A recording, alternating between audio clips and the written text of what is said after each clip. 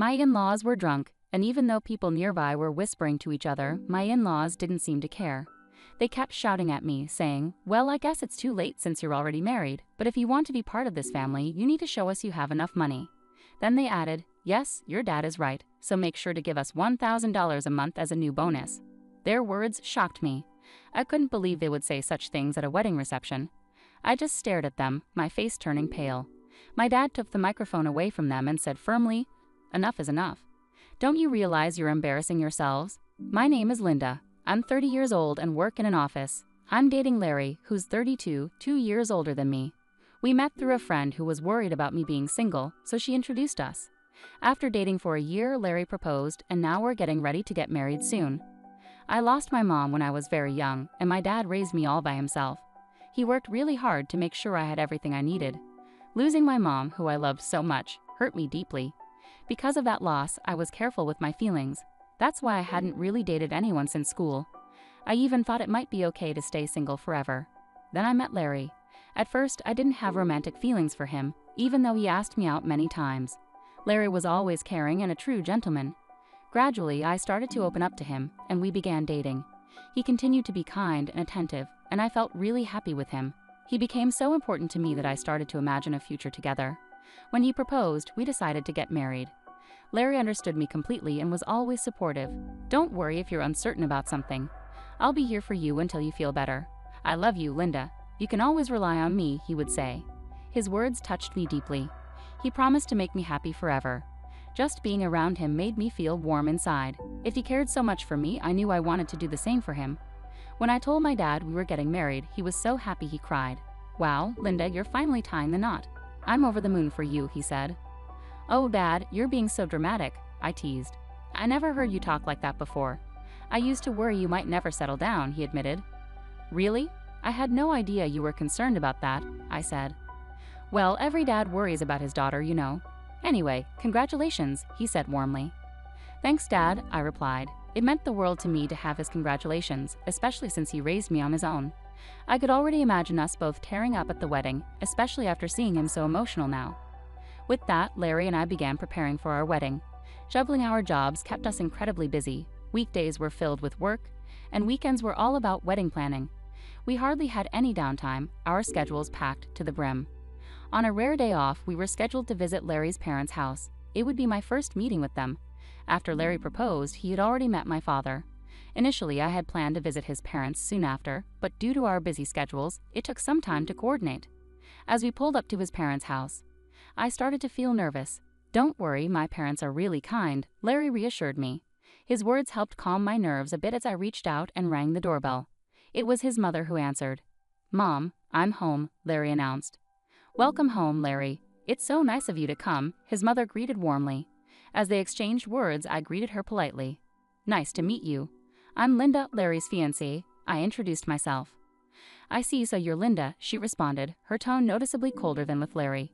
Her smile faded as she gave me a scrutinizing look. She then led us to the living room where her distant demeanor persisted. "Linda, I'm curious about what you bring to the table. Larry is our treasure, our only child. If you're going to marry him, you must be suitable. Are you worthy of him?" Her words felt more like an interrogation than a conversation. I was taken aback by her directness.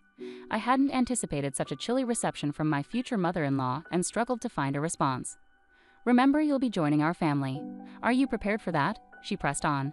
While marrying Larry did mean becoming part of his family, I couldn't understand why such high expectations were being placed on me. It's not like Larry's family was some prominent or influential dynasty. Moreover, I wouldn't even be living with them. I disliked feeling pressured with these kinds of questions. As I pondered how to respond, Larry's mother grew impatient with my hesitation and scolded me sharply. "When I ask you a question, answer promptly. You're being rude," she snapped. "I want to know if you're ready for this," she insisted, her voice rising. Feeling overwhelmed, I managed to reply, I hope that Larry and I will support each other in our marriage." Her response was dismissive. "That's such a naive thing to say. Your job as a wife is to support Larry. You clearly don't understand the basics," she criticized. Larry's father, sitting nearby, intervened. "Honey, please calm down." "I apologize, Linda. I hope you weren't too upset by my wife's words," he said, trying to diffuse the tension. "It's okay," I replied, trying to maintain composure. I figured Larry's mother was just protective of her only son and might have spoken hastily. Just then, Larry's brother entered the room. He spoke softly and kindly, which momentarily eased my nerves.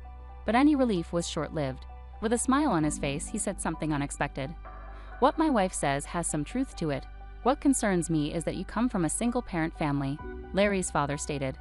Confused and taken aback, I asked, "What do you mean by that?" "Well, being raised by just one parent doesn't have a good public image. We can't exactly be thrilled about someone from such a background becoming our son's wife, can we?" He elaborated. "Wait a minute," I interjected, unable to ignore his comment. "What's wrong with being raised by a single parent? My father worked incredibly hard to raise me alone. I'm grateful for my upbringing and proud of my father. Growing up with one parent doesn't diminish my worth." They continued to argue. "Because you were raised without a parent, you may not have learned how to be a good wife, manage household chores, and so on." "I helped my father a lot with household chores," I replied firmly. "I can also cook pretty well, so please don't say that," I insisted. Despite my response, Larry's parents ignored me and went on to say, "We'll allow you to marry Larry, but in return you must promise to prioritize us because we are Larry's parents. Can you promise us that?" "What?" I was shocked by their demand. "Since you're here asking for our permission to marry our son, you must understand your responsibilities, right?" Larry's parents continued without giving me a chance to say more. Feeling sidelined by their dominating conversation, I reflected on the evening and decided to discuss my feelings with Larry. "Hey Larry, do your parents always talk to people like that?" I asked him later. "What's wrong with how they talk?" Larry seemed unconcerned. I was surprised that Larry didn't see any issue with how his parents had spoken to me. "I mean the way your parents talked to me and what they said." "Oh really? They were just discussing whether you're ready for marriage," Larry replied. "I understand they're concerned, but I felt like their comments were a bit too much," I explained. "Really? What do you think they said wrong?" "They'd given us their blessing, so let's not dwell on it," Larry assured me. "Yeah, you're right," I conceded, but I couldn't shake the unease that Larry seemed to side more with his parents than with me. It bothered me deeply. Sensing my uncertainty, he pulled me into a hug. "Linda, you don't have to worry so much. My parents are just a bit upset because their only son is getting married," Larry reassured me, though his words didn't entirely comfort me. "Everything will be fine. They just want what's best for us. They want us to have a strong marriage like they do. That's why they might have come off a bit harsh." "I see," I replied, trying to understand his perspective. Maybe his parents had high expectations for us, but I still couldn't shake off the feeling that it wasn't right for them to criticize me because of my upbringing with my father. Marriage should be about us, not just their approval or disapproval. With this in mind, though I was still a little hurt, I decided not to dwell too much on his parents' judgments. Then the wedding day arrived. We had many guests, from relatives and friends to colleagues and bosses. Walking down the aisle with my father, who had raised me single-handedly, was a deeply meaningful moment. Larry and I exchanged vows and rings, surrounded by applause. It was then that I truly understood I was marrying Larry. I felt a joy I had never experienced before. As we entered the reception hall, we were greeted by the lively crowd and videos celebrating our journey together. It was a joyful atmosphere. I caught up with friends I hadn't seen in a while, and we received many heartfelt congratulations. Despite my earlier concerns about Larry's parents, I was happy we had chosen to marry and create such a memorable day. After the ceremony, we planned to officially register our marriage, becoming husband and wife. Every moment felt cherished, and I was filled with happiness. As time passed, we moved on to the final part of the event. The bride, groom, and both sets of parents lined up to greet guests, but I started feeling uneasy about Larry's parents. They seemed unsteady on their feet, their faces noticeably flushed. It was clear they had drunk too much. Some relatives even asked if they were all right. Despite their condition, we needed to finish the ceremony and move forward. As the moderator handed the microphone to me and Larry, a sudden tension arose when Larry's mother forcefully pulled my hand away from his and spoke to me in a harsh, commanding tone. "Linda, listen to me. After this wedding, you are going to dedicate yourself entirely to us. Get ready because we will test you rigorously." The guests began whispering among themselves, some thinking it was a joke and laughing. Larry's father then took the microphone. "Linda, aren't you ashamed to wear a dress like that? It doesn't suit you at all," he remarked. "Dear, you should tell her the truth," Larry's mother added, and the tone of the whispers among the guests shifted. I looked at Larry, hoping he would intervene and stop his parents' rude comments. Instead, he said he couldn't do anything about it and didn't think his parents were in the wrong. It became clear that he would not protect me from his parents in the future. In that moment, amidst the buzzing hall, I realized it. I was certain of it. My in-laws were drunk and continued to insult me. "Well, you're already married, but if you're going to be part of this family, you need to prove that you have enough money," they said.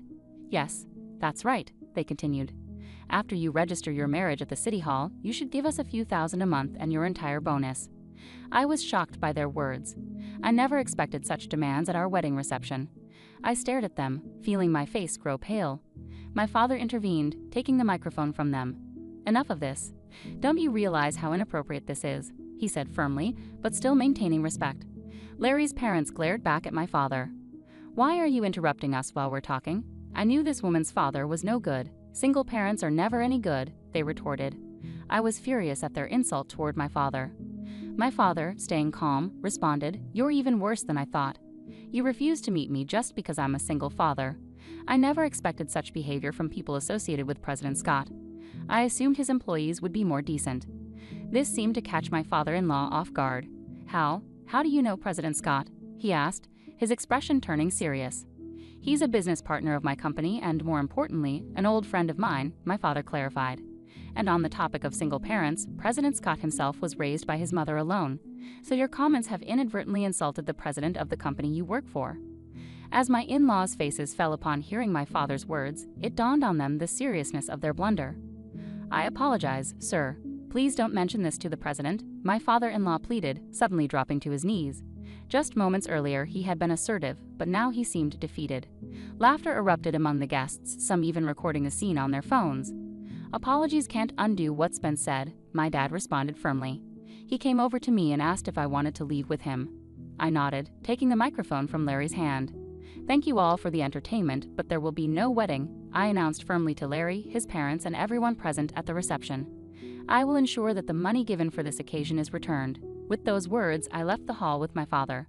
I glimpsed Larry and his parents looking dismayed, and soon their relatives rushed over, wearing concerned expressions.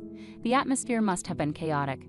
As I returned the money and apologized to the guests, they expressed sympathy and praised both me and my father for our stance against such unacceptable behavior. They commended us for not allowing ourselves to be taken advantage of by such individuals. Later, word spread among Larry's colleagues who had attended the reception, tarnishing his reputation due to his parents' unreasonable actions. He faced criticism for not standing up to them, and the embarrassment was so profound that he chose to resign from his position. As a result of the incident, the president of my father-in-law's company learned about what had transpired. Larry's father faced consequences. He was demoted and relocated to a less significant division in a remote countryside office. I heard that Larry's family faced ostracism from their relatives due to the fallout from the wedding. It's regrettable, but ultimately their actions led to these outcomes, and sometimes such consequences are unavoidable. In the meantime, I've been using this opportunity to strengthen my relationship with my dad. We've been spending more quality time together, and it's helped me appreciate all he's done for me even more. One day, he sat me down for a serious talk. "Linda, have you ever thought about taking over the business?" he asked, his expression a mix of hope and seriousness. "Are you suggesting?" I began, feeling a bit uncertain about where he was leading. "Why don't you work towards becoming the president of my company?" he proposed. It was a significant proposition, and he seemed to believe I was ready for the challenge. "I'll do my best," I promised him, feeling a mix of excitement and nervousness. I made a decision to prioritize advancing my career at my dad's company rather than getting involved in romantic relationships for now. My goal is to prove to myself and to my dad that I can excel and perhaps one day become a great leader like him. Currently, I am fully immersed in learning everything I can at the company. The work is challenging yet fulfilling, and I'm determined to seize every opportunity. Reflecting on the chaos of the wedding, it's clear that Larry's parents were unreasonable, turning what should have been a beautiful event into a spectacle. Thankfully, since the marriage wasn't legally finalized, I avoided a potentially costly mistake. Now, without marital ties or looming in-law issues, I can focus entirely on pursuing my career ambitions. It's a relief to have found a clear path forward from such a tumultuous situation. I'm optimistic about the future and excited about the possibility of leading the company. I wish myself all the best and hope that those who hear this story can find something meaningful in it. Thank you for following along until the end. If you enjoyed this story, please consider subscribing, and I look forward to sharing more with you in the future.